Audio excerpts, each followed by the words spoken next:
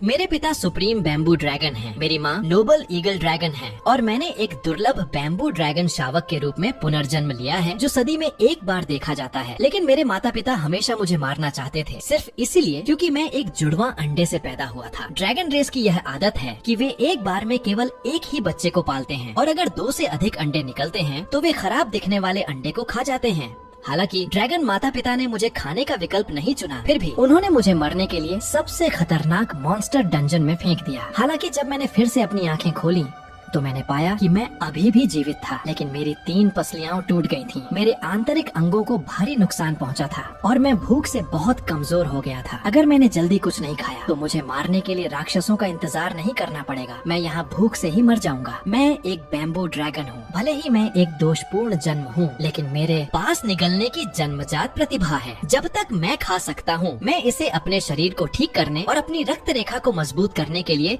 ऊर्जा में बदल सकता हूँ। यही मेरी वापसी की एकमात्र उम्मीद है। ठीक उसी समय एक रगड़ खाने की आवाज आई और इंसान के सिर के आकार का एक काला कीड़ा धीरे धीरे दिखाई दिया। हालांकि कोई सिस्टम पैनल नहीं था, लेकिन ड्रैगन रेस की रक्त रेखा से मिले ज्ञान ने मुझे तुरंत इस आवाज को पहचानने में मदद की। यह एक कोरोसिव बीटल था जो कालकोठरी के सबसे निचले स्तर का डिकम्पोजर था, जिसका लेवल 0 था। हालांकि इस कीड़े का आकार अब भी मुझसे बड़ा था, लेकिन मेरे पास कोई विकल्प नहीं था। मुझे जीवित रहने के लिए इसे निगलना ही था। इससे पहले कि वह मुझे देख पाता, मैं पलक झपकते ही उस पर झपट पड़ा। मैंने कीड़े के कठोर खोल पर नहीं काटा, बल्कि उसके सिर और छाती के बीच के नरम जोड़ पर निशाना साधा। हालांकि मेरे नुकीले दूध के दांत अभी कच्चे थे, लेकिन ड्रैगन रेस की ताकत के कारण वे कीड़े के नरम मांस में सटीकता से चुभ गए। कीड़े ने एक भयानक चीख मारी और पागलों की तरह अपना शरीर हिलाने लगा, लेकिन मैंने अपनी पकड़ नहीं छोड़ी। उसी समय मेरे चारों पंजों ने कीड़े के पेट को कसकर पकड़ लिया। कीड़े के बड़े जबड़े ने मेरी पीठ को खरोंच दिया और मेरे नए उगे हुए तराजू टूट गए और खून बहने लगा। तीखा दर्द महसूस हुआ, लेकिन मेरी आंखों में क्रूरता और भी बढ़ गई। मुझे ड्रैगन एम्परर की ठंडी नजर, मेरे छोटे भाई का अहंकारी रवैया और मेरी माँ का वह चेहरा याद आया जिसने मुझे कभी सीधे नहीं देखा था। मैं नहीं मर सकता, मुझे जीवित रहना है, मुझे तुम सबको खाना है। फिर मैंने कीड़े के मांस का एक टुकड़ा फाड़कर निगल लिया और तुरंत मेरे पेट से एक गर्म ऊर्जा पूरे शरीर में फैलने लगी। वह ऊर्जा थी, मुझे लगा कि मेरी खत्म हो चुकी ताकत वापस आ रही है और मेरी पीठ के घाव से बहता खून तेजी से रुकने लगा। कीड़े का संघर्ष भी कमजोर होता गया और कुछ झटकों के बाद वह पूरी तरह से शांत हो गया। फिर मैंने पागलों की तरह बचा हुआ कीड़े का मांस खाना शुरू कर दिया, लेकिन जब मैं आधा ही खा पाया था, तभी जमीन में अचानक जोरदार कंपन होने लगा। मैंने तेजी से अपना सिर उठाया। खतरे का भारी एहसास हुआ। मेरे पीछे एक विशाल आंख मुझे घूर रही थी। जब मैंने उसकी रूपरेखा स्पष्ट रूप से देखी तो मैं डर के मारे सुन्न हो गया। यह एक वयस्क अर्थ ड्रैगन था जो मॉन्स्टर डंजन के मध्य स्तर के शासकों में से एक था। हालांकि उनकी रक्त रेखा ट्रू ड्रैगन जितनी महान नहीं है और उनकी बुद्धि भी कम है, लेकिन उनकी त्वचा मोटी होती है, उनकी रक्षात्मक क्षमता अद्भुत होती है और उनकी ताकत भयानक रूप से अधिक होती है। मेरे लिए अभी यह हार न मानने वाली साक्षात मौत थी। सब खत्म हो गया। मैंने निराशा में अपनी आंखें बंद कर लीं, लेकिन कुछ देर बाद भी मेरी मौत नहीं हुई। मैंने भ्रम में एक आंख खोली और देखा कि उस विशाल अर्थ ड्रैगन ने मुझे खाने के लिए अपना मुंह नहीं खोला, बल्कि अपना नाक मेरे करीब लाया और मुझे जोर से सूंघा। अचानक अर्थ ड्रैगन ने अपना सिर पीछे खींचा और उसके गले से अजीब सी धीमी आवाजें आने लगी। वह आवाज किसी खतरे जैसी नहीं लग रही थी, बल्कि उसमें कुछ भ्रम और पूछताछ का भाव था। अगले ही पल जो हुआ उसने मुझे चौंका दिया। इस विशाल अर्थ ड्रैगन ने अपनी कांटेदार जीभ बाहर निकाली, लेकिन मुझे निगला नहीं, बल्कि मेरे शरीर पर लगे कीड़े के खून को धीरे से छाट कर साफ कर दिया। मुझे चाटने के बाद अर्थ ड्रैगन ने शायद कुछ पुष्टि कर ली थी। उसकी आंखों में एक प्यार भरी चमक आ गई। वह धीरे से नीचे लेटी, अपना विशाल सिर जमीन पर टिकाया और मुझे अपनी गोद में आने का इशारा करते हुए प्यार से धीमी आवाजें निकालने लगी। मुझे जल्दी ही समझ आ गया कि यहाँ क्या हो रहा है। इस अर्थ ड्रैगन ने स्पष्ट रूप से हाल ही में बच्चों को जन्म दिया था और वह मातृ प्रेम से भरी हुई थी। मेरे अंदर बैम्बू ड्रैगन का खून दौड़ रहा था और कम रक्त रेखा वाले अर्थ ड्रैगन के लिए यह उच्च रक्त रेखा की खुशबू ने उसमें स्वाभाविक रूप से एक जुड़ाव पैदा कर दिया। वह मुझे अपना बच्चा समझ रही थी। बस जब मैं सोच रहा था कि मुझे इस नाटक में साथ देना चाहिए या नहीं, तभी मेरे पेट से भूख के कारण आवाज आने लगी। अर्थ ड्रैगन को शायद यह आवाज समझ आ गई। वह तुरंत थोड़ी चिंतित दिखी, अपने विशाल शरीर को अजीब तरह से हिलाया और एक तरफ पलट गई, जिससे उसका पेट दिखने लगा। वहाँ दूध की आकर्षक खुशबू आ रही थी। एक अस्पष्ट मानसिक संकेत सीधे मेरे दिमाग में आया। खाओ यह कोई भाषा नहीं थी, बल्कि उच्च स्तर के जीवों का आत्मा संचार था। मैंने उस दूधिया सफेद तरल को देखा और निगलने लगा। वह अर्थ ड्रैगन का दूध था, जिसमें पृथ्वी के सार का जीवन तरल भरा हुआ था। मेरे लिए इस समय यह किसी भी खजाने से ज्यादा कीमती पोषण था। मैंने और संकोच नहीं किया और अर्थ ड्रैगन के नरम पेट में सिर डाला और बड़े घूंट पीने लगा। यह ऊर्जा उस कीड़े के खून से 100 गुना अधिक शुद्ध और बेहद सुखद थी। मैं स्पष्ट रूप से महसूस कर सकता था कि मेरे शरीर की क्षतिग्रस्त नसें तेजी से ठीक हो रही हैं। मुझे नहीं पता कि कितना समय बीत गया, लेकिन अंत में मैं और नहीं पी सका। मुझे बहुत तेज नींद आने लगी, जो कि शरीर की गहरी रिकवरी की प्रक्रिया थी। आधी नींद में मैंने महसूस किया कि अर्थ ड्रैगन ने मुझे धीरे से अपने मुंह में उठाया और मुझे गुफा के अंदर गहराई तक ले गई। जल्द ही मुझे सूखी घास से बने एक घोंसले में धीरे से नीचे रख दिया गया। लेकिन जैसे ही मैं नीचे आया, मुझे कुछ शत्रुतापूर्ण नजरें महसूस हुई। घोंसले के कोने में 3 छोटे अर्थ ड्रैगन शावक थे। हालांकि वे बच्चे थे, लेकिन वे अभी मुझसे आकार में बड़े थे। इस समय ये तीनों अर्थ ड्रैगन शावक मुझे एक लाल अजनबी को दुश्मनी की नजर से देख रहे थे। उनमें से सबसे बहादुर छोटे अर्थ ड्रैगन ने मेरे पास आकर मुझे अपने कठोर सिर से टक्कर मारी, जैसे कह रहा हो भागो यहाँ से, ये मेरा इलाका है। इसके जवाब में मैंने तुरंत अपने दांत दिखाए और पलटवार किया। उस छोटे अर्थ ड्रैगन को स्पष्ट रूप से उम्मीद नहीं थी कि मैं इतना आक्रामक होऊंगा और वह डरकर पीछे हट गया। तभी अर्थ ड्रैगन माँ ने अपना विशाल सिर आगे बढ़ाया और धीमी आवाज में गुर्राई, जैसे वह अपने उन नासमझ बच्चों को डांट रही हो। उसने अपनी नाक से तीनों अर्थ ड्रैगन शावकों और मुझे एक साथ धकेल दिया। हालांकि तीनों छोटे अर्थ ड्रैगन अनिच्छुक थे, लेकिन माँ के दबदबे के कारण वे केवल मन मारकर अपने शरीर को खिसका पाए और माँ के पेट से सटकर लेट गए, जिससे मुझे बहुत समय बाद सुरक्षा का सुखद एहसास हुआ। मैंने अपनी आंखें बंद कर ली और मुस्कुराया। चूँकि तुमने मुझे पनाह दी है, इसलिए आज से यही मेरा घर है। जो भी तुम्हें नुकसान पहुँचाने की हिम्मत करेगा, मैं उसे खा जाऊंगा। जब मैं फिर से जागा तो मैंने देखा कि अर्थ ड्रैगन माँ और तीनों शावक जाने के लिए तैयार थे। माँ ने मुझे साथ चलने का इशारा किया। आज बाहर घूमने का दिन था, मॉन्स्टर डंजन में रहने वाले राक्षसों के लिए। हालांकि घोंसला सुरक्षित होता है, लेकिन हमेशा अंदर रहने से वे भूखे मर जाएंगे और शावकों को जीवित रहने के कौशल सीखने की जरूरत होती है। छिपी हुई गुफा से बाहर निकलते ही नजारा एकदम से खुल गया। यह एक विशाल भूमिगत गुफा का मैदान था, जिसके ऊपर कई स्टैलेक्टाइट्स उल्टे लटके हुए थे।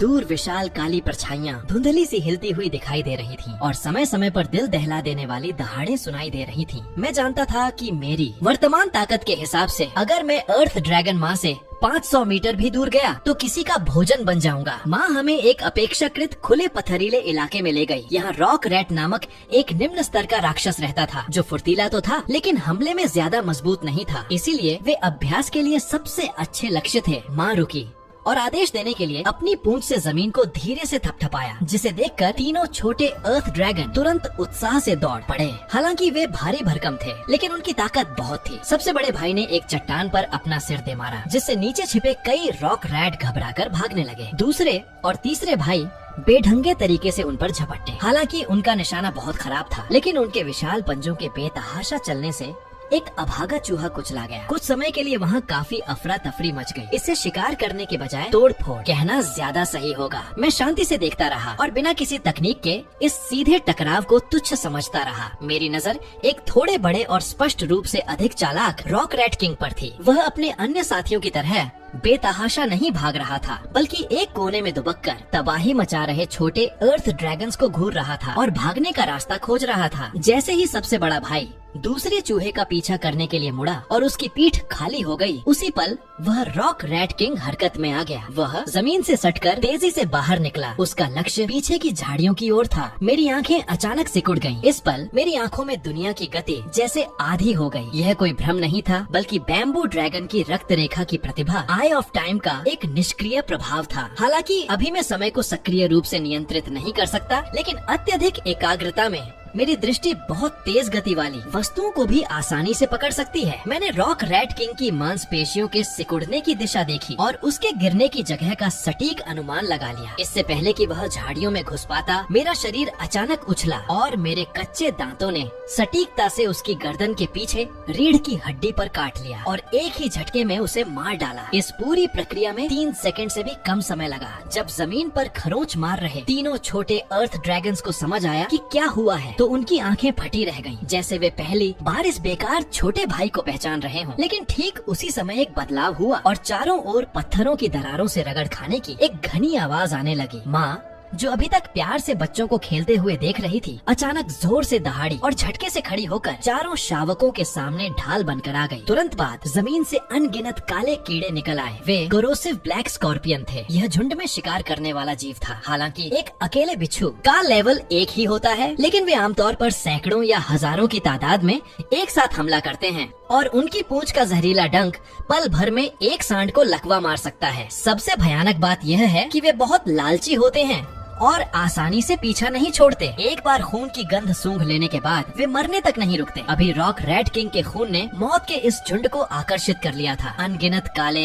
बिच्छुओं ने लहर की तरह एक कतार बना ली थी और उनका घेरा तेजी से सिकुड़ रहा था। तीनों छोटे शावकों ने ऐसा नजारा कहाँ देखा था। वे डर के मारे सिकुड़ गए और कांपते हुए अपनी माँ के पीछे छिप गए। हालांकि माँ शक्तिशाली थी, लेकिन वह अकेली थी और ये काले बिच्छू छोटे व फुर्तीले थे, जो विशेष रूप से कमजोर जोड़ों और पेट पर हमला करते थे। पलक झपकते ही दर्जनों बिच्छू माँ की पीठ पर चढ़ गए और अपने डंक से पागलों की तरह वार करने लगे। वह दर्द से कराह उठी और पागलों की तरह गोल गोल घूमने लगी ताकि अपनी पीठ पर बैठे दुश्मनों को कुचल सके। लेकिन और अधिक बिच्छुओं ने पीछे खड़े शावकों की ओर दौड़ने का मौका पा लिया। मैंने ठंडी निगाहों से इस नजारे को देखा। मेरे आकार के हिसाब से मैं किसी दरार में घुसकर अपनी जान बचा सकता था, लेकिन ये बेवकूफ बड़े भाई निश्चित रूप से मारे जाएंगे। मैंने उस बड़े भाई को देखा जो मुझे अपने नीचे छिपाकर मेरी रक्षा कर रहा था और कांप रहा था, और फिर माँ को देखा जो हमें बचाने के लिए खून से लथपथ हो चुकी थी। मेरी आंखों में अचानक आग जल उठी। मैं बिच्छुओं के झुंड की ओर नहीं दौड़ा, बल्कि थोड़ी दूर पर स्थित एक कमजोर स्टैलेक्टाइट खंभे को देखा। उस खंभे का आधार लगभग खुरच कर खत्म हो चुका था और वह ठीक उस छेद के ऊपर लटका हुआ था जहाँ से झुंड बाहर निकल रहा था। बड़े भाई, उस खंभे को टक्कर मारो। मैंने एक तीखी दहाड़ लगाई। हालांकि बड़ा भाई जटिल भाषा नहीं समझ सकता था, लेकिन उसने मेरी आंखों का इशारा समझ लिया। उसने दहाड़ मारी, अपना सिर नीचे किया और अपनी पूरी ताकत लगाकर मेरे बताए दिशा में एक जंगली हमला कर दिया। एक जोरदार आवाज के साथ खंभे का कमजोर आधार टूट गया और 10 टन भारी स्टैलेक्टाइट गिर पड़ा, जो ठीक उस निकास द्वार पर गिरा जहाँ झुंड सबसे घना था। सैकड़ों काले बिच्छू तुरंत कुचलकर मांस के लोथड़े में बदल गए और पीछे से आ रहे बिच्छुओं का रास्ता भी इस अचानक हुए पतन के कारण बंद हो गया। घेरे में एक बड़ा छेद दिखाई दिया। भागो! मैंने फिर से दहाड़ लगाई। माँ ने मौका पाकर अपने शरीर से बिच्छुओं को झटक दिया और हम चारों को लेकर अपने इलाके की ओर भागने लगी। जल्द ही उस मुठभेड़ को 1 महीना बीत चुका था। इस 1 महीने में मैंने इस इलाके में पागलों की तरह शिकार किया। हालांकि मेरे शरीर का आकार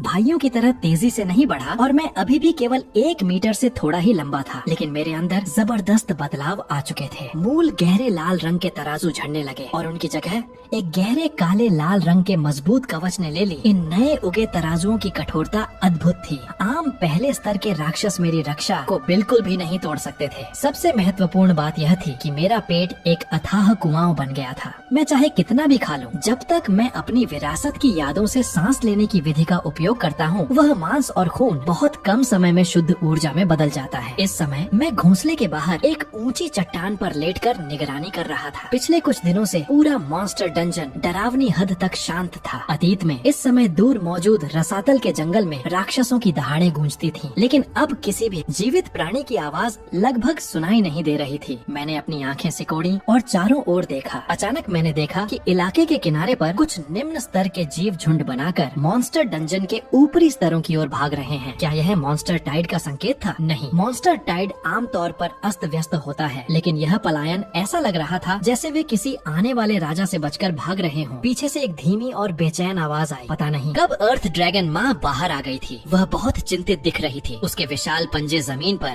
बेचैनी से खरोंच रहे थे। एक सांस लेने वाले राक्षस के रूप में वह जमीन के कंपन के प्रति सबसे अधिक संवेदनशील थी। उसने महसूस कर लिया था कि कोई चीज इस इलाके में घुसपैठ कर रही है और वह एक बेहद विशाल और भयानक अस्तित्व था। अचानक अर्थ ड्रैगन माँ ने घोंसले की दिशा में दहाड़ लगाई, जिससे गहरी नींद में सो रहे तीनों छोटे अर्थ ड्रैगन तुरंत उठकर वहाँ से जाने की तैयारी करने लगे। एक वयस्क मैड लायन जिसके पास तीसरे स्तर के चरम की ताकत थी, अचानक वहाँ आ गया। लेकिन इस समय एक जमाने का यह राजसी शासक बहुत दयनीय लग रहा था। वह अपनी जान बचाकर भाग रहा था। इस तीसरे स्तर के शासक का कोई पीछा कर रहा था। घबराहट में अंधाधुंध भागता हुआ वह मैड लायन सीधे अर्थ ड्रैगन माँ के इलाके में घुस आया। अत्यधिक घबराहट और दर्द में होने के कारण उसकी आंखें पूरी तरह से लाल हो चुकी थीं। वह पागलपन की स्थिति में था। जब उसने अपने सामने अर्थ ड्रैगन परिवार को देखा तो उसकी पहली प्रतिक्रिया रास्ता बदलने की नहीं थी, बल्कि अपना गुस्सा निकालने के लिए मारने की इच्छा थी। मैड लायन ने दहाड़ते हुए हमला कर दिया और अर्थ ड्रैगन माँ ने भी एक दृढ़ दहाड़ लगाई। भागो, अपने छोटे भाइयों को ले जाओ। उसका विशाल शरीर तेजी से आगे बढ़ा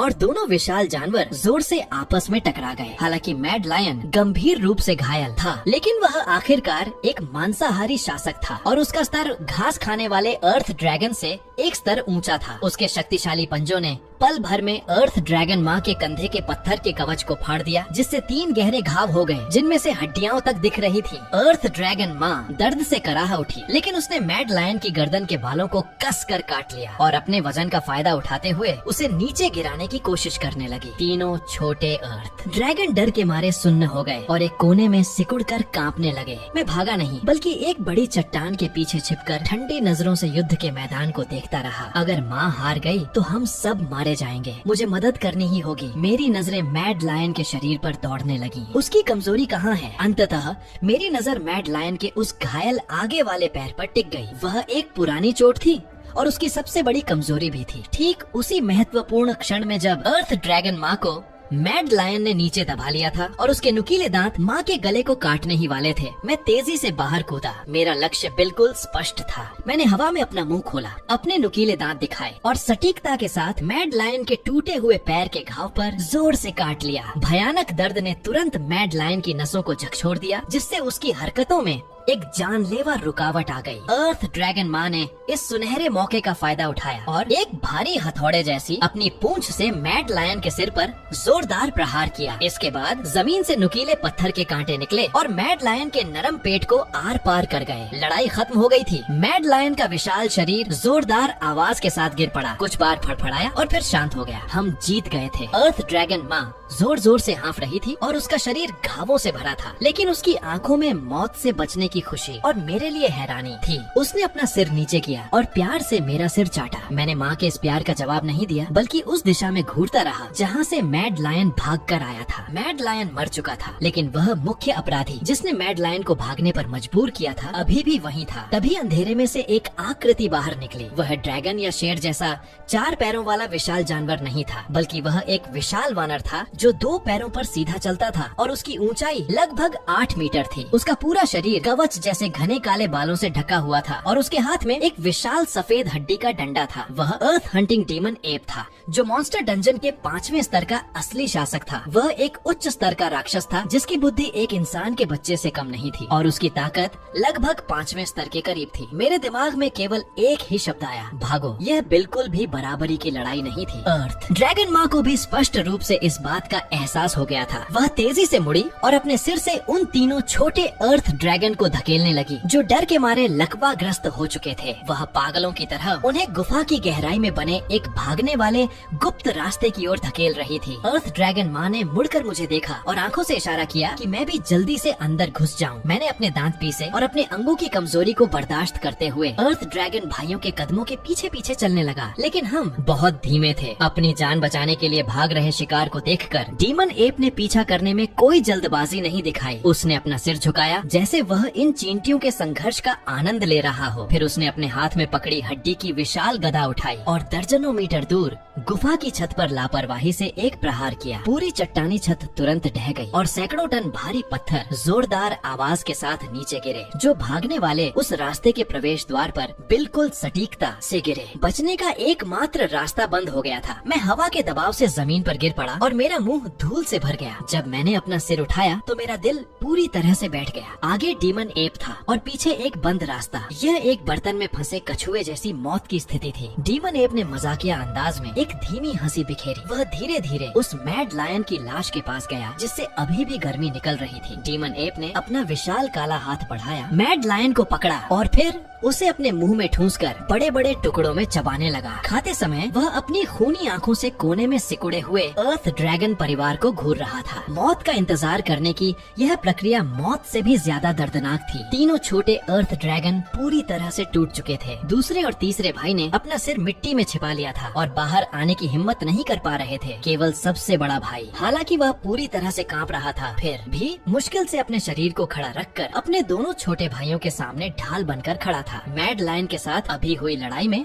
अर्थ ड्रैगन माँ का पत्थर का कवच पहले ही टूट चुका था और उसकी शारीरिक ताकत व जादुई ऊर्जा अपनी सीमा तक पहुँच चुकी थी। फिर भी वह दृढ़ता से खड़ी हो गई और डीमन एप और अपने बच्चों के बीच आकर खड़ी हो गई। वह जानती थी कि वह मर जाएगी, लेकिन वह एक दांव खेलना चाहती थी। क्या उसकी जान उसके बच्चों को 1 सेकंड की भी मोहलत दिला सकती है? मैं एक चट्टान की छाया में छिपा था और मेरा दिमाग तेजी से दौड़ रहा था। डीमन एप ने अपना खाना खत्म किया और फिर वह हड्डी की विशाल गदा उठाकर कोने की ओर बढ़ने लगा। तभी अर्थ ड्रैगन माँ हरकत में आई। उसने अपनी जिंदगी की सबसे जोरदार दहाड़ लगाई और फिर अपना विशाल शरीर डीमन एप की ओर जोर से टकरा दिया। हालांकि डीमन एप ने बस लापरवाही से मुंह चिढ़ाया और दोनों के टकराने से ठीक पहले डीमन एप एक बंदर की तरह फुर्ती से एक तरफ हट गया। फिर उसने अपने हाथ में पकड़ी हड्डी की विशाल गदा को ऊंचा उठाया और पूरी ताकत के साथ अर्थ ड्रैगन माँ की पीठ पर जोर से दे मारा। उसकी रीढ़ की हड्डी पल भर में टूट गई और अर्थ ड्रैगन माँ कीचड़ के ढेर की तरह जमीन पर गिर पड़ी। उसने खड़े होने की कोशिश की, लेकिन उसके शरीर के पिछले हिस्से ने पूरी तरह से काम करना बंद कर दिया था। वह केवल अपने आगे के पंजों से जमीन को खुरचते हुए अपने टूटे हुए शरीर को घसीट सकती थी। फिर भी वह अपने बच्चों के सामने ढाल बनने की कोशिश कर रही थी। उसने एक दर्दनाक चीख मारी और मेरी ओर मुड़कर देखा। उसकी आंखों में दर्द नहीं बल्कि विनती थी, कृपया उन्हें यहाँ से ले जाओ। मेरी आंखें तुरंत लाल हो गयी। कमीने, मैंने अपने मन में दहाड़ लगाई। लेकिन ठीक उसी समय डीमन एप को शायद लगा कि अर्थ ड्रैगन माँ बहुत जिद्दी है और उसकी आंखों में खटक रही है। उसने अपना पैर उठाया और अर्थ ड्रैगन माँ के सिर पर रख दिया। उसके सिर को मिट्टी में दबा दिया। फिर उसकी नजरें माँ को पार करते हुए पीछे खड़े उन 3 मोटे और कोमल छोटे अर्थ ड्रैगन्स पर पड़ी। उसने अपना मुंह खोला और अपने पीले दांत दिखाए और अपना हाथ बढ़ाकर सबसे बड़े आकार वाले अर्थ ड्रैगन भाई को पकड़ने की कोशिश की। बड़ा भाई हालांकि डरा हुआ था, लेकिन उस पल वह पीछे नहीं हटा बल्कि बेढंगे तरीके से अपना मुंह खोलकर डीमन एप की उंगली को काटने के लिए लपका। लेकिन यह निस्संदेह बेअसर था। डीमन एप ने बस अपनी उंगली से एक हल्का सा झटका दिया और अर्थ ड्रैगन बड़े भाई का सिर तरबूज की तरह फट गया। कोई चीख नहीं, कोई संघर्ष नहीं। वह बड़ा बेवकूफ जो हमेशा मुझे टक्कर मारना पसंद करता था, लेकिन हमेशा मेरे लिए सबसे अच्छा मांस छोड़ता था, वह बस एक बिना सिर की लाश में बदल गया। उस पल दुनिया जैसे थम सी गई। मैं उस गिरती हुई लाश को और बगल में खड़े डर से सुन्न दूसरे और तीसरे भाई को बेतहाशा घूरता रहा। तुरंत बाद डीमन एप के हाथ ने दूसरे भाई को पकड़ लिया। एक छोटी सी दर्दनाक चीख गूंजी और दूसरे भाई को सीधे कुचलकर मांस के लोथड़े में बदल दिया गया। वह हत्या कर रहा था। वह कीड़ों को कुचलने के मजे का आनंद ले रहा था। नहीं, मेरे मुंह से आवाज निकल गई। वह ड्रैगन रेस की दहाड़ थी, कच्ची लेकिन नफरत से भरी हुई। मैं परछाइयों से बाहर निकल आया। अगर मैं भाग नहीं सकता तो मैं तुम्हारे मांस का एक टुकड़ा जरूर काट लूंगा। मैं पागलों की तरह उस अजय राक्षस देवता की ओर दौड़ा। मेरी गति अपनी चरम सीमा पर थी। यह वह वृत्ति थी जिसे मैंने अनगिनत बार जीवन और मृत्यु के कगार पर निखारा था। मैंने डीमन एप के कठोर शरीर पर हमला नहीं किया, न ही उसके गले को काटने की कोशिश की। मुझे पता था कि मैं उसे काट नहीं सकता। मेरा लक्ष्य डीमन एप की आंखें थी। डीमन एप ने स्पष्ट रूप से उम्मीद नहीं की थी कि यह मामूली लाल छिपकली पलटवार करने की हिम्मत करेगी, और वह भी इतनी तेज गति से। जब तक उसे समझ आता, मैं उसके हाथ के सहारे उसके कंधे पर चढ़ चुका था। मैंने अपना मुंह खोला और डीमन एप की बाईं आंख पर जोर से काटने के लिए लपका। मैं पूरी तरह से उसकी आंख की पुतली पर नहीं काट पाया, लेकिन मेरे नुकीले दांतों ने डीमन एप की पलक को चीर दिया। पल भर में खून की धार फूट पड़ी और डीमन एप की बाईं आंख पर छा गई। भयानक दर्द के कारण डीमन एप ने एक आसमान फाड़ देने वाली दहाड़ लगाई। वह गुस्से से पागल हो गया और उसने अपना विशाल हाथ उठाया और मच्छर मारने की तरह अपने ही कंधे पर जोर से थप्पड़ मारा। मैंने हवा के दबाव को महसूस किया और छिपने की कोशिश की, लेकिन हवा में मुझे कोई सहारा नहीं मिला। वह विशाल हाथ मुझ पर जोर से पड़ा, जैसे किसी तेज रफ्तार ट्रेन ने मुझे सामने से टक्कर मार दी हो। मुझे लगा जैसे मेरे सारे आंतरिक अंग उस पल अपनी जगह से खिसक गए हों और मेरे शरीर की सारी हड्डियां टूट गई हों। मैं हवा में उड़ता हुआ गया, जोर से चट्टान से टकराया और जमीन पर गिरकर कई बार लुढ़कने के बाद रुका। मैंने अपना मुंह खोला और आंतरिक अंगों के टुकड़ों के साथ खून की एक बड़ी उल्टी की। मैं अब उठ नहीं पा रहा था। मेरी रीढ़ की हड्डी शायद टूट गई थी। मेरे पिछले पैरों ने पूरी तरह से काम करना बंद कर दिया था और मेरी दृष्टि धुंधली होने लगी थी। दुनिया खून जैसी लाल हो गई थी। यह ताकत का अंतर था, महज एक थप्पड़। दूर खड़ा डीमन एप अपनी खून बहती आंख को पकड़े हुए था। डीमन एप ने मुझे मारने में कोई जल्दबाजी नहीं दिखाई। वह उस छोटे से जीव को धीरे धीरे तड़पाना चाहता था जिसने उसकी आंख को घायल करने की हिम्मत की थी। वह अपनी हड्डी की गदा पकड़े कदम दर कदम मेरी ओर बढ़ने लगा, लेकिन ठीक उसी समय वह अर्थ ड्रैगन माँ, जिसे मिट्टी में कुचल दिया गया था और जिसकी रीढ़ टूट गई थी, पता नहीं कहां से आई ताकत के कारण फिर से हिलने लगी। उसने अपना खून से लथपथ सिर उठाया, दूर पड़े मांस और खून के उन 3 धुंधले ढेरों को देखा और उसकी आंखों में अत्यधिक दुख की एक झलक दौड़ गई। फिर वह दुख मरने के एक दृढ़ संकल्प में बदल गया। उसने अपना मुंह खोला और उसके मुंह में पहले से मौजूद एक कोमल पीली रोशनी पागलों की तरह इकट्ठा होने लगी। वह उसका मैजिक कोर था। वह अपने मैजिक कोर को जला रही थी। आसपास की चट्टानें कांपने लगीं और डीमन एप के पैरों के नीचे से अनगिनत नुकीले पत्थर बारिश के बाद उगने वाले मशरूम की तरह पागलों की तरह बाहर निकलने लगे। हालांकि वे डीमन एप के पैरों के तलवों को छेद नहीं पाए, लेकिन उन्होंने उसके कदमों को रोकने में सफलता पाई। डीमन एप भड़क गया। उसने मुड़कर अपनी गदा उठाई और अर्थ ड्रैगन माँ पर पागलों की तरह वार करने लगा। 1 बार, 2 बार, 3 बार। हर प्रहार के साथ हड्डियां टूटने की आवाज और खून व मांस के उड़ने की दबी हुई आवाज आ रही थी। अर्थ ड्रैगन माँ ने न तो पलटवार किया और न ही कोई चीख मारी। वह बस अपने शरीर से उस कोने को कसकर बंद किए हुए थी। डीमन एप के मुंह तक पहुंचने वाले रास्ते को रोक रही थी। उसकी जीवन शक्ति तेजी से खत्म हो रही थी। अंततः डीमन एप शायद वार करते करते थक गया था या उसे लगा कि मांस के इस लोथड़े से अब कोई खतरा नहीं है, इसलिए वह रुक गया। थोड़ा हाँफते हुए उसने अपनी आंख से खून पोंछा और अपनी ताकत वापस पाने के लिए वहीं खड़ा हो गया। अभी के गए पागलपन भरे हमलों और आंखों की चोट के कारण उसे भी कुछ पल के आराम की जरूरत थी। इस छोटे से अंतराल का फायदा उठाते हुए अर्थ ड्रैगन माँ ने मुश्किल से अपना सिर मोड़ा और थोड़ी दूर जमीन पर लकवा ग्रस्त पड़े मुझे देखा। उसका आधा सिर पहले ही पिचक चुका था। वह जानी पहचानी मानसिक तरंग एक बार फिर मेरे दिमाग में आई। अर्थ ड्रैगन माँ ने पूछा, बच्चे क्या वे ठीक है? वह उन तीनों छोटे अर्थ ड्रैगन्स की बात कर रही थी जो अब तक मांस के लोथड़े बन चुके थे। अभी जब उसका सिर मिट्टी में दबा था तो उसने वह नजारा नहीं देखा था, या यूँ कहे कि वह उस नजारे पर विश्वास नहीं करना चाहती थी। मेरा दिल जोर से धड़क उठा। इस क्रूर दुनिया में यह आखिरी कोमलता थी। मैंने जमीन पर बिखरे उस मांस को देखा, अपने गले में आ रहे खून के स्वाद को जबरदस्ती रोका और मानसिक शक्ति से जवाब दिया, वे बहुत अच्छे हैं, वे बस बेहोश हो गए हैं। जब तुम जागोगी तो वे भी जाग जाएंगे। यह मेरी जिंदगी का सबसे भद्दा झूठ था, लेकिन अर्थ ड्रैगन माँ ने इस पर विश्वास करना चुना। यह अच्छी बात है। उसकी सांसें कमजोर होती जा रही थी और वह मानसिक तरंग खाली और दूर की लगने लगी। बच्चे, मैं जानती हूँ कि तुम यहाँ के नहीं हो, तुम हमसे अलग हो, लेकिन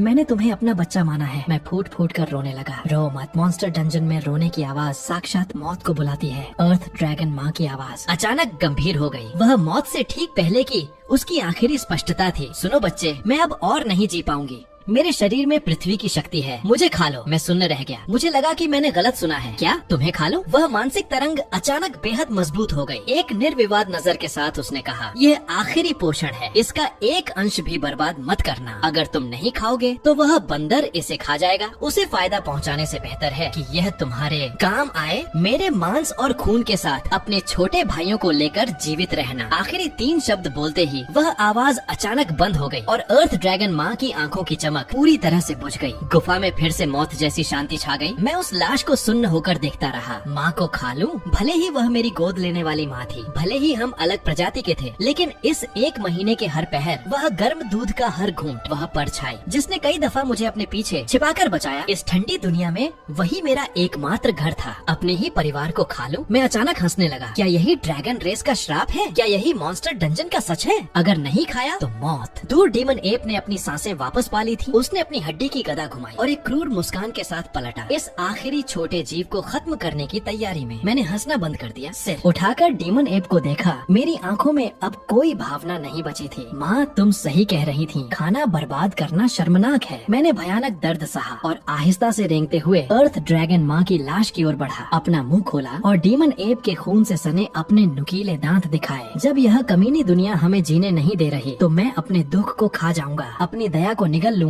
अपनी कमजोरी को खत्म कर दूंगा और फिर तुम जैसे दोगले बंदर को त्वचा और हड्डियों समेत चबाकर निगल जाऊंगा। मैंने अर्थ ड्रैगन माँ के टूटे हुए शरीर पर जोर से काटा। जैसे ही मांस और खून मेरे मुंह में गया, एक अभूतपूर्व और विशाल ऊर्जा पृथ्वी की तेज गंध के साथ मेरे शरीर में धमाके की तरह फूट पड़ी। मेरा विकास शुरू हो गया। दूर खड़ा डीमन एप इस नाटक को रोकने की जल्दबाजी में नहीं था। उसकी विकृत सोच में शिकार को आपस में लड़ते और अपनों को खाते हुए देखना एक परम आनंद था। उसने यहाँ तक कि बड़ी दिलचस्पी से जमीन से एक छोटे अर्थ ड्रैगन के मांस का लोथड़ा उठाया और उसे स्नैक की तरह अपने मुंह में ठूंस लिया। इसने पल भर में मेरी समझदारी को नष्ट कर दिया। बहुत गर्मी लग रही थी। अर्थ ड्रैगन एक पृथ्वी तत्व का राक्षस है जिसके मांस और खून में भारी पृथ्वी ऊर्जा भरी होती है, जबकि मैं एक बैम्बू ड्रैगन आग और समय का प्रतिनिधित्व करता हूँ। जब मिट्टी आग से मिली तो कोई विरोध नहीं हुआ, बल्कि ऐसा लगा जैसे फटने वाले ज्वालामुखी पर चट्टान की एक मोटी परत बिछा दी गई हो। जितना अधिक दबाव उतना ही भयंकर विस्फोट। मैंने अचानक खाना बंद कर दिया और एक दर्दनाक चीख मारी। मुझे लगा कि मेरे शरीर की हर नस फूलकर फट रही है। तुरंत बाद मेरे पूरे शरीर को ढकने वाले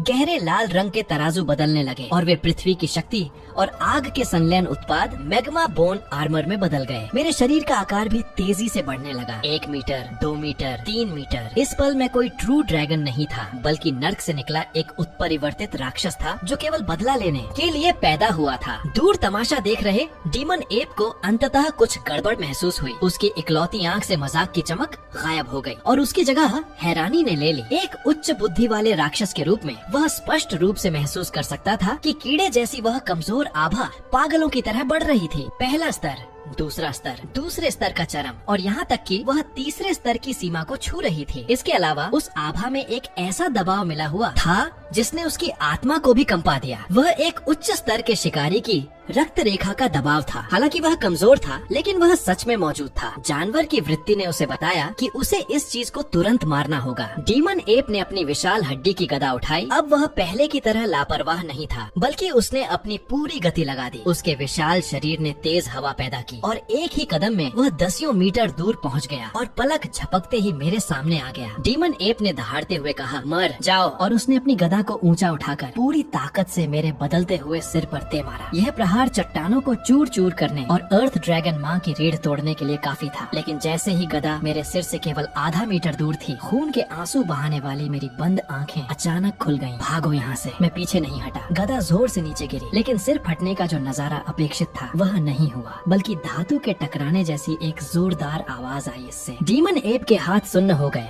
और वह लगभग अपना हथियार छोड़ बैठा। मेरी पीठ पर अभी उगे हड्डियों के कांटे किसी जीवित चीज की तरह तुरंत जुड़ गए और उबलती हुई लावा ऊर्जा के साथ मिलकर एक अर्धवृत्ताकार मैग्मा शील्ड बना लिया। यह अर्थ ड्रैगन का प्राकृतिक कौशल था, लेकिन बैम्बू ड्रैगन की रक्त रेखा द्वारा बदले जाने के बाद यह अब केवल एक बचाव नहीं था, बल्कि बेहद उच्च तापमान वाला एक ऐसा कवच था जो हमलावर को ही नुकसान पहुंचाता था। डीमन एप के हाथ में मौजूद गदा आखिरकार हड्डी की बनी थी। हजारों डिग्री गर्म मैग्मा शील्ड से टकराते ही संपर्क वाली जगह तुरंत काली हो गई और कार्बन में बदलकर उसमें से तीखा सफेद धुआं निकलने लगा। डीमन एप दर्द से चिल्लाया और उल्टे झटके से 2 कदम पीछे हट गया। अपने हाथ में पकड़े हथियार को अविश्वास से देखने लगा। धूल छंट गई और मैं उठकर खड़ा हो गया। इस समय मेरे शरीर की लंबाई 3.5 मीटर हो चुकी थी और मेरा पूरा शरीर काले और लाल रंग के भारी कवच से ढका हुआ था। मैं अर्थ ड्रैगन माँ की लाश के बगल में खड़ा था, अपना सिर नीचे करके अपने नए और ताकत से भरे पंजों को देख रहा था। वह कमजोरी का एहसास गायब हो गया था और उसकी जगह एक ऐसी जबरदस्त ऊर्जा ने ले ली थी जो लोहे को भी फाड़ सकती थी। लेकिन मैं हंसा नहीं। मैंने मुड़कर अर्थ ड्रैगन माँ के अवशेषों को देखा और फिर दूर जमीन पर पड़े उन 3 मांस के लोथड़ों को देखा, जहाँ अब यह पहचानना भी मुश्किल था कि कौन किसका है। माँ, बड़े भाई, दूसरे भाई, तीसरे भाई, तुम सब ध्यान से देखना। देखो मैं कैसे इस बंदर के 1000 टुकड़े करता हूँ। मैंने अपना सिर उठाया। मेरी जलती हुई सुनहरी आंखों ने डीमन एप को घूरना शुरू कर दिया। मेरे होंठ फटे और मेरे आड़े तिरछे आरी जैसे नुकीले दांत दिखाई दिए। एक ड्रैगन की दहाड़ गूंज उठी। अगले ही सेकंड मेरी जगह पर एक गहरा गड्ढा बन गया और मेरी आकृति गायब हो गई। बहुत तेज। मेरी पिछली गति की तुलना में विकास के बाद मेरी गति कम से कम 3 गुना बढ़ गई थी। डीमन एप को बस अपनी आंखों के सामने एक चमक दिखी और खून की गंध वाली एक गर्म हवा उसके चेहरे पर आ लगी। उसने अनजाने में ही बचाव करने के लिए अपनी गदा उठा ली। इस बार मेरे पंजों के सामने वह कठोर हड्डी की गदा एक खस्ता बिस्किट की तरह थी और सीधे 3 टुकड़ों में टूट गई। मेरे पंजों की ताकत अभी भी कम नहीं हुई थी और उन्होंने जोर से डीमन एप की छाती पर प्रहार किया। डीमन एप के काले लोहे जैसे घने बाल, जिन पर उसे बहुत गर्व था, मेरे नए पंजों के सामने फटे चिथड़ों की तरह साबित हुए। एक गहरा घाव तुरंत फट गया जिसमें से हड्डियां तक दिख रही थीं। इससे पहले कि खून बाहर निकल पाता, मेरे पंजों के उच्च तापमान के कारण वह तुरंत भाप बनकर उड़ गया। डीमन एप दर्द से पागल हो गया। उसने कभी नहीं सोचा था कि शिकारी और शिकार की भूमिकाएं इतनी जल्दी बदल जाएंगी। गुस्से में आकर उसने टूटी हुई हड्डी की गदा फेंक दी और अपनी 2 विशाल मुट्ठियों को बारिश की बूंदों की तरह मुझ पर बरसाने लगा। आओ, मैंने तो पीछे हटा और न ही मैंने छिपने की कोशिश की। अब मेरे पास अर्थ ड्रैगन की रक्षा और बैम्बू ड्रैगन की ताकत थी। मैं सामने से इस बंदर के घमंड को चूर चूर कर दूंगा। डीमन एप के भारी मुक्कों ने मुझ पर प्रहार किया जिससे मेरे कुछ तराजू टूट गए। हालांकि उस झटके से मेरे मुंह से खून निकल आया, लेकिन मुझे इसकी बिल्कुल भी परवाह नहीं थी। एक पागल कुत्ते की तरह मैं डीमन एप से कसकर लिपट गया। अगर तुम मुझे एक मुक्का मारोगे तो मैं तुम्हारा एक टुकड़ा मांस फाड़ लूंगा। ये सबसे आदिम और खूनी लड़ाई थी। जल्द ही युद्ध का मैदान एक कसाई खाने में बदल गया। अर्थ हंटिंग डीमन एप जोर जोर से हाँफते हुए कुछ कदम पीछे हट गया। उसकी आंखों के भाव बदल चुके थे, शुरुआत की क्रूरता से लेकर गुस्से तक, और अब उसे डर लगने लगा था। डीमन एप का एक कान फट चुका था, उसकी छाती खून से लथपथ थी और यहाँ तक कि उसके पहले से घायल बाएं पैर पर भी मैंने जोरदार हमला किया था, जिसे मैंने इतना काटा था कि वह केवल त्वचा की एक परत से जुड़ा हुआ था। लेकिन मेरी हालत और भी खराब थी। मेरा एक ड्रैगन पैर आधा टूट चुका था, मेरा बायां आगे का पैर अजीब तरह से मुड़ गया था और मेरे पेट पर उगे नए तराजू डीमन एप के एक मुक्के से चकनाचूर हो गए थे। लेकिन मेरी सुनहरी आंखों की आग और भी तेज जल रही थी। मुझे बिल्कुल भी दर्द महसूस नहीं हो रहा था। शरीर का दर्द बदले की खुशी से सुन्न हो चुका था। डीमन एप को दिए गए हर घाव के साथ मुझे लगता था जैसे अर्थ ड्रैगन माँ की आत्मा को शांति मिल रही हो। डीमन एप डर गया। हालांकि वह 4थे स्तर का शासक था, लेकिन उसे अपनी जान प्यारी थी। इस तरह के जानलेवा हमले का सामना करते हुए एक बुद्धिमान जीव के रूप में उसकी चालाकी उस पर भारी पड़ रही थी। मैंने एक पागलपन भरा कदम उठाया। मैंने डीमन एप की पीठ का पीछा नहीं किया, बल्कि अचानक अपने पूरे शरीर की मांसपेशियों को सिकोड़ा। अपने शरीर में बचे हुए सभी बैम्बू ड्रैगन के खून के सार को अपने गले में इकट्ठा किया और सुनहरे लाल रंग की आग उगल दी। यह एक ऐसा कौशल था जिसे मेरे वर्तमान स्तर पर बिल्कुल भी हासिल नहीं किया जा सकता था। Bamboo dragon's breath. हालांकि यह केवल आग की एक शुरुआती लपट थी और आसमान को जलाने वाले स्तर से बहुत दूर थी, लेकिन इस अंधेरी और नमकाल कोठरी में रहने वाले जीवों के लिए यह सबसे भयानक दुश्मन था। आग सीधे डीमन एप पर नहीं लगी, बल्कि उसने डीमन एप के शरीर के घने बालों में आग लगा दी, जो ग्रीस और खून से सने हुए थे। लपटें तुरंत भड़क उठी और डीमन एप पलक झपकते ही एक विशाल आग के गोले में बदल गया। त्वचा के जलने के भयंकर दर्द ने उसे पूरी तरह से पागल कर दिया। वह चीखता हुआ आग बुझाने की कोशिश में पागलों की तरह जमीन पर लौटने लगा। लेकिन बैम्बू ड्रैगन की आभा से जुड़ी यह आग किसी श्राप की तरह थी जिसे बिल्कुल भी बुझाया नहीं जा सकता था। यही सही समय था। मैंने जमीन पर लौटते हुए उस आग के बंदर को देखा और मेरी आंखों में एक ठंडी चमक आ गई। मैं आगे बढ़ा, लेकिन मैंने डीमन एप के महत्वपूर्ण अंगों पर हमला नहीं किया, बल्कि चीखने के कारण खुले हुए उसके खूनी मुंह पर निशाना साधा। अभी इसी मुंह ने मेरे भाइयों को खाया था और मेरी माँ का मजाक उड़ाया था। दहाड़ते हुए मैं सीधे डीमन एप की छाती पर कूद गया। इसे खोलो। मेरे दोनों आगे के पंजों ने डीमन एप के ऊपरी और निचले जबड़े को कसकर पकड़ लिया। अपनी विस्फोटक ताकत के सहारे मैंने उस मुंह को उसकी सीमा तक जबरदस्ती फाड़ दिया।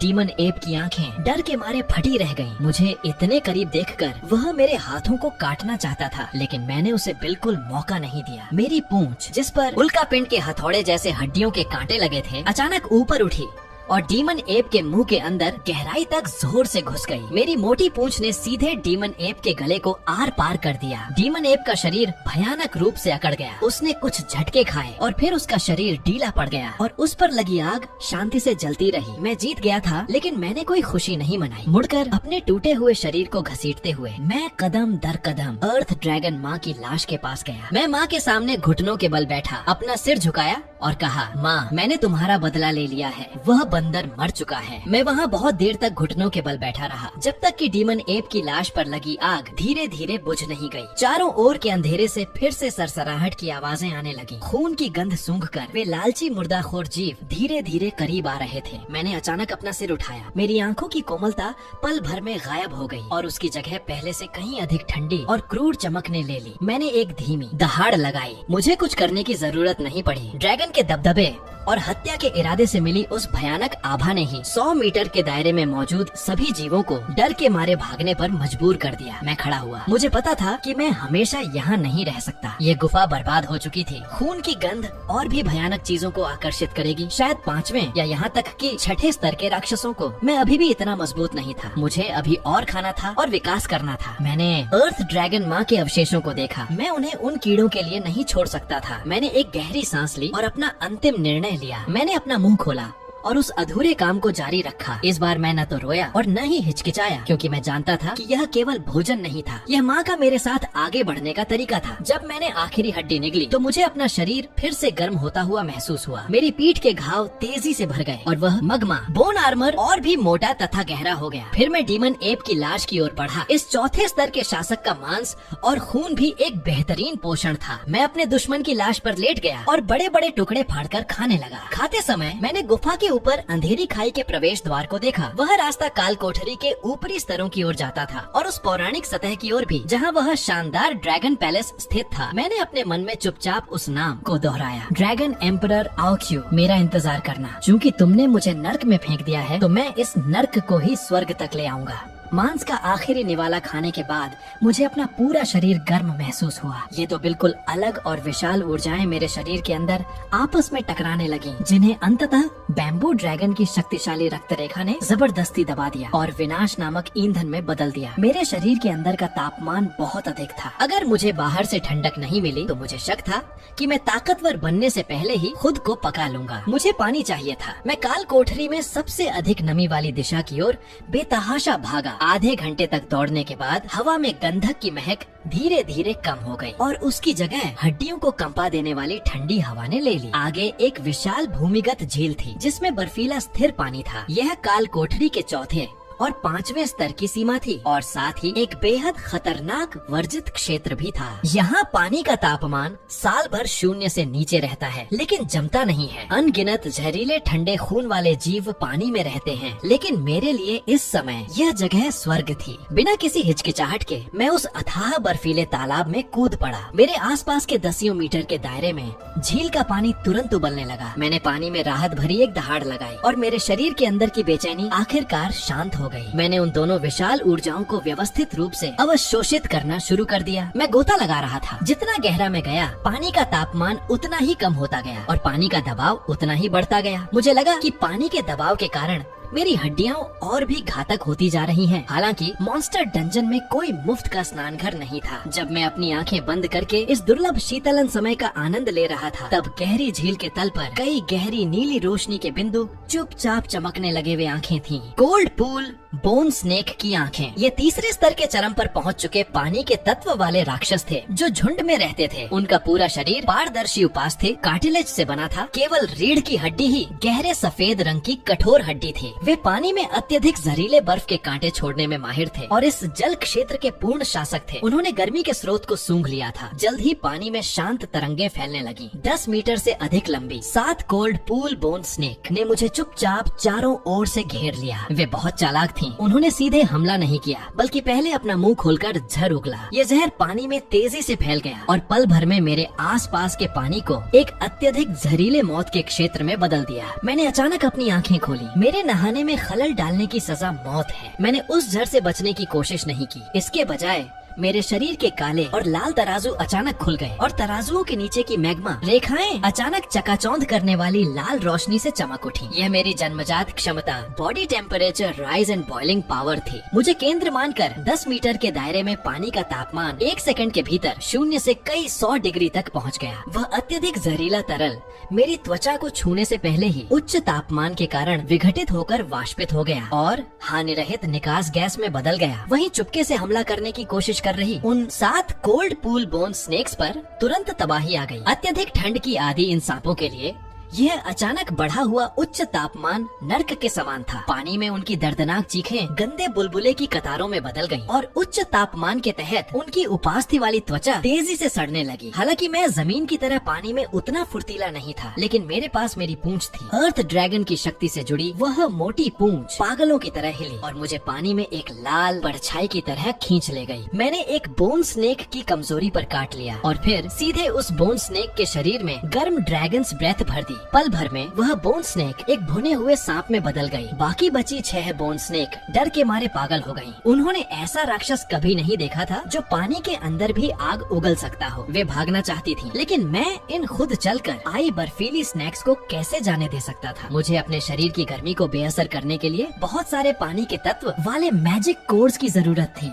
गहरे पानी में मौत का खेल शुरू हो गया। यह पूरी तरह से एक तरफा नरसंहार था। 5 मिनट बाद झील पर छाई धुंध धीरे धीरे छंट गई और मैं पानी फाड़कर बाहर निकला। मेरे मुंह में आखिरी बोन स्नेक की लाश थी, जिसे मैंने स्पाइसी स्टिक्स की तरह 2-3 बार चबाकर निगल लिया। इस समय मेरी शक्ल में फिर से थोड़ा बदलाव आया था। अत्यधिक ठंड और अत्यधिक गर्मी के प्रभाव से मेरे शरीर का कवच अब खुरदरा काला लाल नहीं रहा, बल्कि यह और अधिक चिकना व कसा हुआ हो गया था, जो एक गहरे ऑब्सीडियन जैसा दिख रहा था। केवल जब मैं ताकत लगाता था तो तराजुओं के बीच से गहरे लाल रंग की मैग्मा की रोशनी निकलती थी। सबसे महत्वपूर्ण बात यह थी कि मेरी पीठ पर हड्डियों के कांटों के बीच हल्की नीली रेखाएं दिखाई देने लगी थी। यह पानी के नीचे सांस लेने और तापमान को नियंत्रित करने की क्षमता थी, जो मैंने बहुत सारी कोल्ड पूल बोन स्नेक खाने के बाद हासिल की थी। अब से आग और पानी दोनों मुझे नुकसान नहीं पहुंचा सकते, मैंने डकार ली। एक बार जब मैं इन ऊर्जाओं को पचा लूंगा तो मैं 5वें स्तर की सीमा को भी छू सकता हूँ। लेकिन मैं राहत महसूस नहीं कर पाया, क्योंकि जैसे ही मैं किनारे पर पहुंचा, मेरी तेज इंद्रियों ने एक बेहद बेमेल गंध पकड़ ली। यह राक्षसों की बदबू नहीं थी, यह ग्रीस, धातु, पसीने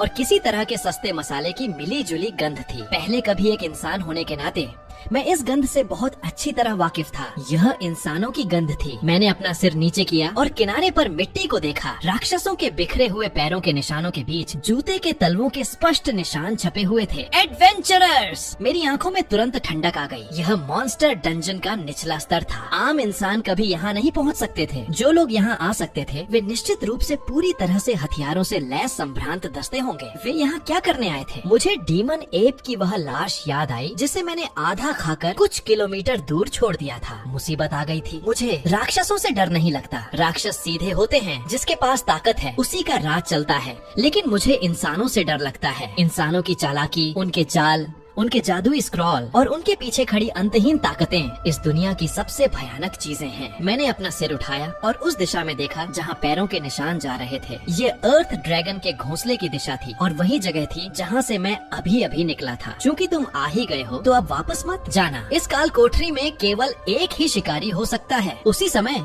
दूसरी तरफ एडवेंचरर जैक अपने हाथ में एक जादुई चमकती छड़ी पकड़े अपने सामने का नजारा देखकर पीला पड़ गया था। वह एक अनुभवी सिल्वर रैंक थीफ था जो अनगिनत बार काल कोठरी में जा चुका था और जिसने कई घिनौने नजारे देखे थे, लेकिन उसके सामने के नजारे ने फिर भी उसका पेट पलट दिया। उनके सामने खाली जगह पर एक विशाल कंकाल पड़ा था। वह अर्थ हंटिंग डीमन एप का कंकाल था, लेकिन यह कंकाल बहुत साफ था। उस पर मांस का एक कतरा भी नहीं बचा था। जैक ने थूक निकला और कांपती आवाज में कहा, कैप्टन, घटना स्थल के निशानों के विश्लेषण के अनुसार 4थे स्तर के चरम वाले इस अर्थ हंटिंग डीमन एप को बेरहमी से मारा गया है और ऐसा लगता है कि हत्यारे ने इसे खा लिया है, यहाँ तक कि हड्डियां भी नहीं छोड़ी हैं। जैक के पीछे सोने के क्रिस्टल का कवच पहने एक लंबा आदमी खड़ा था। वह इस दस्ते का कैप्टन रेमंड था, जो एक गोल्ड रैंक बर्जर्कर था। रेमंड ने भौहें सिकोड़ी और जमीन पर जले हुए काले निशानों और उच्च तापमान से जलने के निशानों को छूकर देखा। क्या यह कोई 5वें स्तर का लावा बेहीमत हो सकता है? उसने कहा। ऐसा नहीं लगता। पास ही काले चोगे में लिपटा एक मैजिशियन आगे आया। उसके हाथ में एक क्रिस्टल बॉल थी जो उस समय चकाचौंध करने वाली लाल रोशनी से चमक रही थी। यहाँ बचे हुए